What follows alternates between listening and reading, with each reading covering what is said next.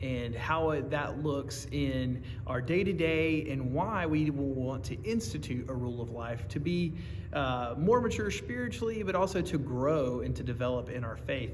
A rule of life is something that's a very old concept. As a matter of fact, it comes, the term itself is a Latin term that's translated, but rule there actually means trellis. It's something to support our lives. It's a framework that we use to make our lives healthier, more productive, and just better. And a rule of life is a good thing for us to institute. And one of the aspects of our lives that we should work into that rule of life is worship. Worship, in my opinion, is probably the most important piece.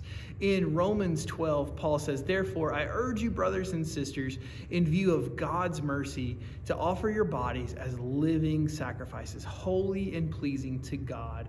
This is your proper act of worship," or your spiritual act of worship.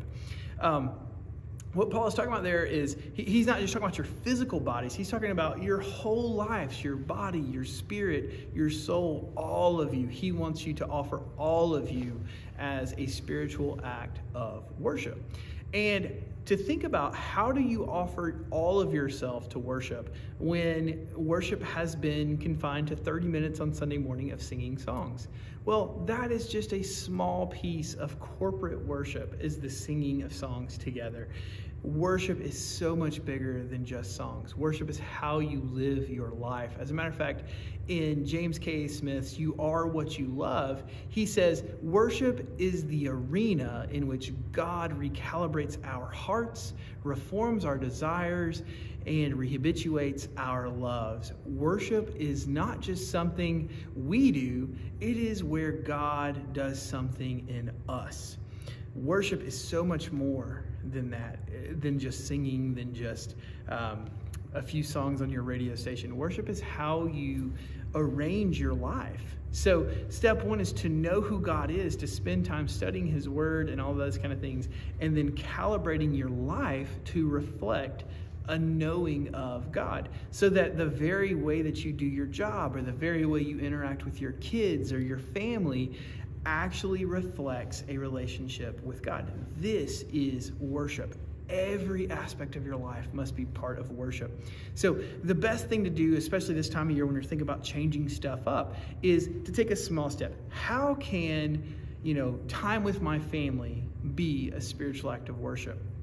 How can I spend time mindfully glorifying God in my family? And maybe that means doing some stuff different. Maybe that means not doing some certain things. But start working through, what would it look like for me to live my life in worship? Because it would affect everything.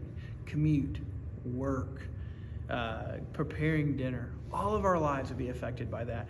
And through that spiritual act of worship, by offering our entire lives, God can do something in us. He can change how we feel and who we are through that recalibration. Worship every day. That's one of the great rules of life that you can take. How can I worship today? That's a good question to ask. Thanks. Hey, I'll see you next week.